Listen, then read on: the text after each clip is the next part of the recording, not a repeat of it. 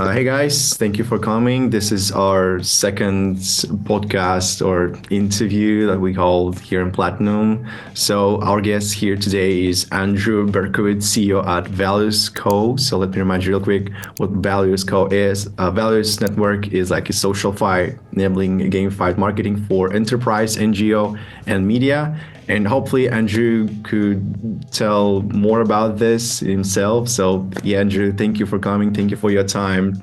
Please tell us about Values Co. and who you basically are. Yeah, well, thank you. So first era of my career, I built a podcast company right out of university. And we had a portfolio of our own media brands that covered emerging market tech, and had an agency where I was behind the scenes producing the podcast for most of the think tanks in DC. And that was just, in this new era of how the next generation of consumers was engaging with media and really curating their feeds in a way that was completely subverting the traditional advertising funnel of how brands and nonprofits and publishers connect with consumers. So 2020, I went over to the Milken Institute, became a media fellow for a year. And that was around the time when this new wave of NFTs and social tokens and the underlying narratives around those things started to take shape. And that was a big light bulb moment for me, because I could see how this was going to be the underlying infrastructure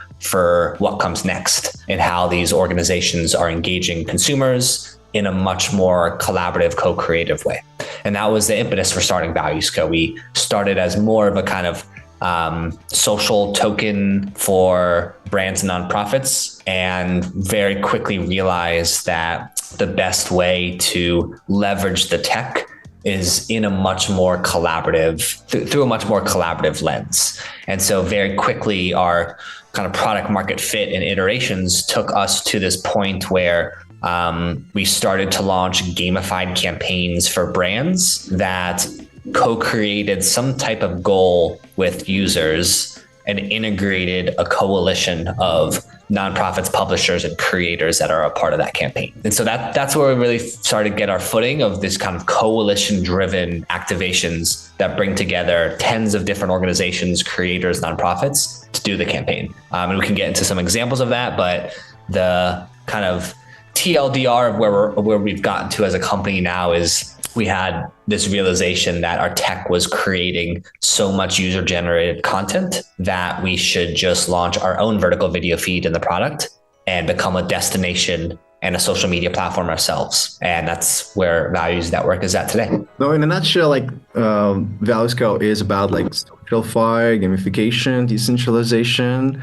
So, but how would you explain that to someone new who knows nothing about it? Yeah, I mean, at its real and most basic, what quote unquote SocialFi is basically an account and a social graph that can follow you anywhere. So instead of signing up to Instagram and building your followers there, you sign up for Instagram and you are bringing all the followers and all of the follows that you built elsewhere. And then as you build up more on Instagram, that kind of stays as this evergreen social graph. And so there's a ton of value in that. I don't think we're at a point where consumers care. When TikTok was going to get shut down, nobody was no mainstream user was like, this is why we need SocialFi. Nobody cares yet. And so it's a technology that's still early. And to be honest, we still kind of have to see if anybody actually cares. Yeah, that's really interesting. But, what about the traditional marketing?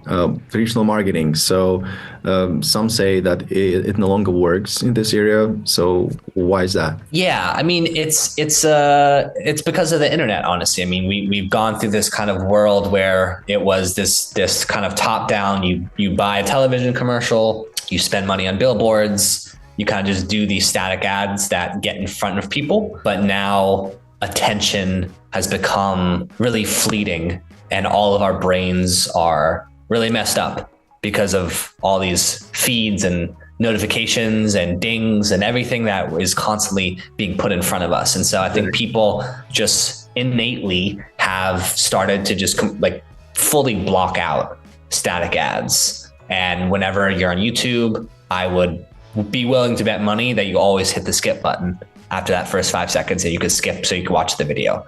And so this idea of interruption advertising has completely just collapsed in its effectiveness. And so now there needs to be this new era of a more collaborative approach to how businesses are reaching their goals in harmony with consumers. So basically that's the secret behind the effectiveness of this new approach.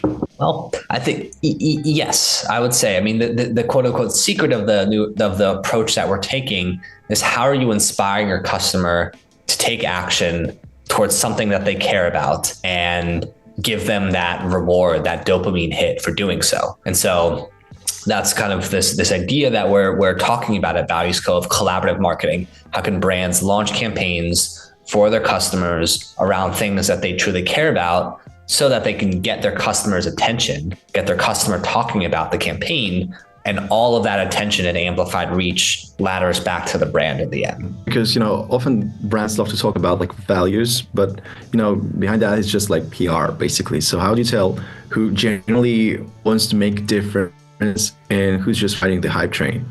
Well, there's two levels of that conversation, honestly. There's the individuals within the organizations, and then there's the actual kind of momentum and inertia of the organization as the whole. And the organization as a whole does not care at all. They're out to make profit, period. They do not care at all. I'll tell you, because we work with a lot of heads of impact and impact people this, impact people that.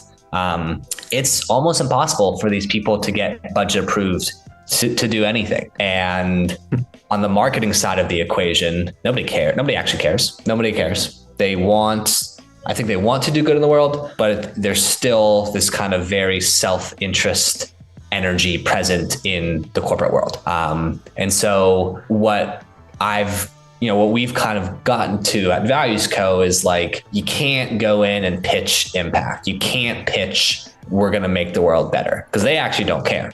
You have to pitch them, this is a more effective way to do your marketing. This is a more effective way to drive profit in your commerce goals. And by the way, like, it's creating some impact. That's really the right way to pitch an impact into a company.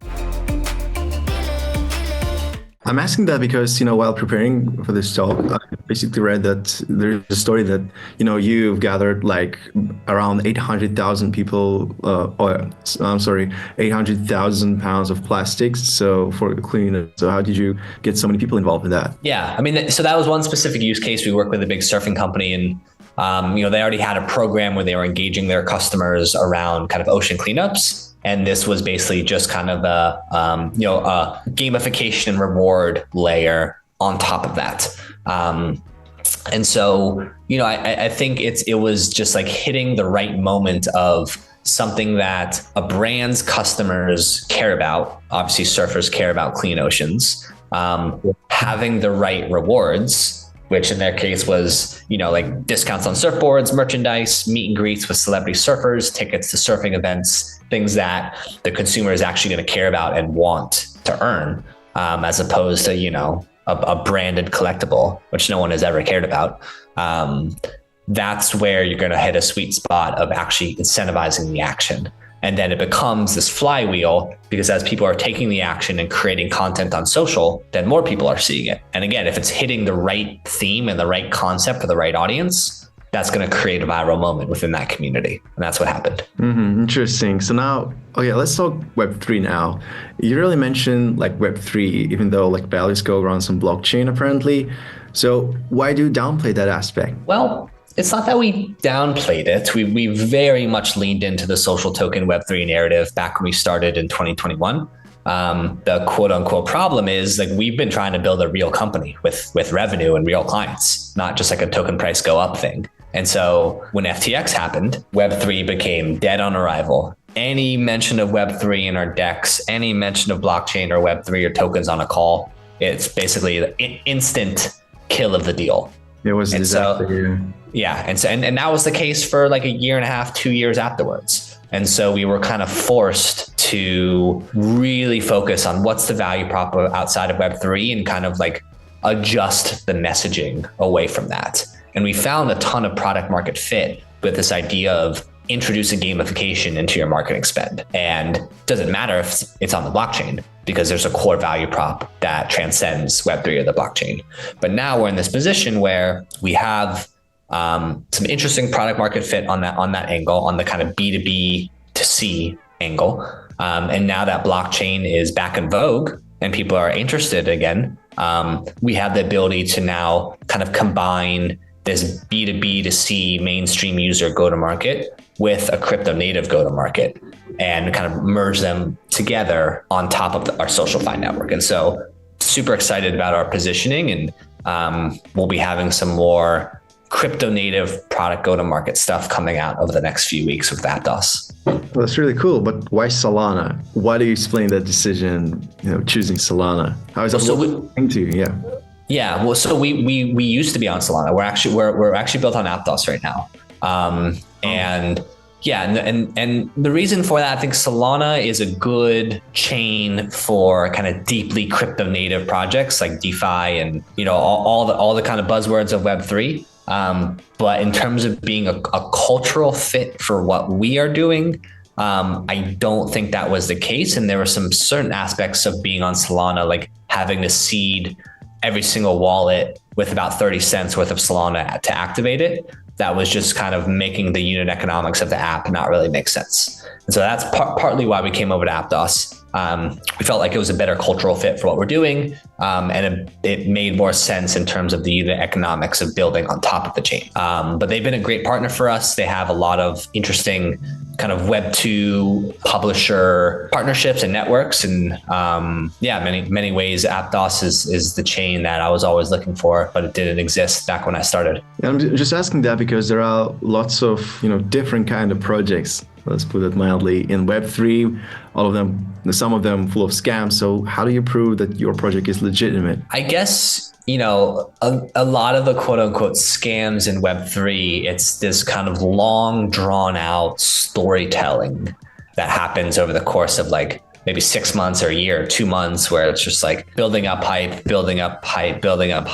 And then you launch a token, and then a bunch of the insiders and VCs sell the token, and the project just kind of slowly dies off from there. With what we've been doing, we've been focused on building, again, like a real business with revenue and clients that you've heard of that aren't in the Web3 space. And so, obviously we're a fully doxed team, right? And so I think by nature of how we're going to market, the actual intention behind the product and the project, which you can see, in the content with the campaigns that we do, we've created a ton of impact in the world, whether that's the ocean cleanup example that you used. We launched one of the largest Gen Z get out the vote campaigns of this last election cycle, with Lyft and Headcount and Snoop Dogg.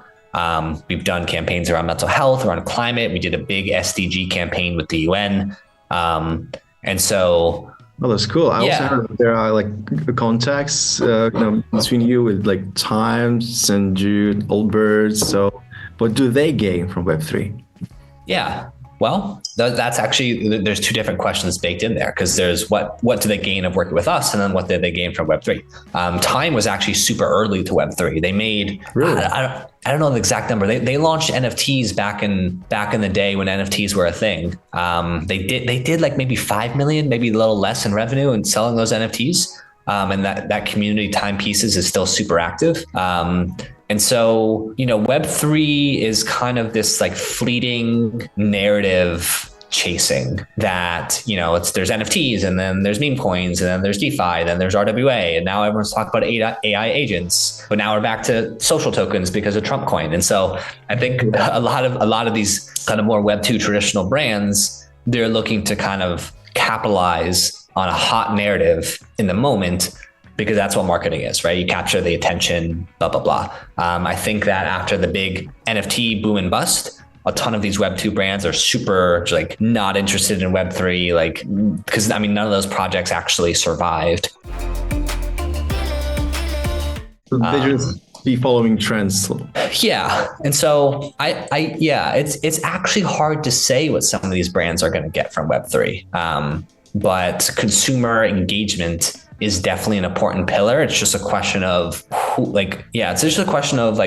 who really cares and why? And that question is very fleeting because the narratives change so much. But the answer of what they get from working with Values Co., which is built on Web3, is this idea of a more collaborative marketing stack. Because all the campaigns that we're doing with brands, there's typically one core brand, like Lyft with the Get Out the Vote campaign, that's funding the rewards. But then there's a coalition of nonprofits and creators that are a part of that campaign as well. And so this idea of kind of co-creating your marketing with your community is something that I think is an overall theme that's present within Web3 as a more kind of grassroots empowerment type of a thing.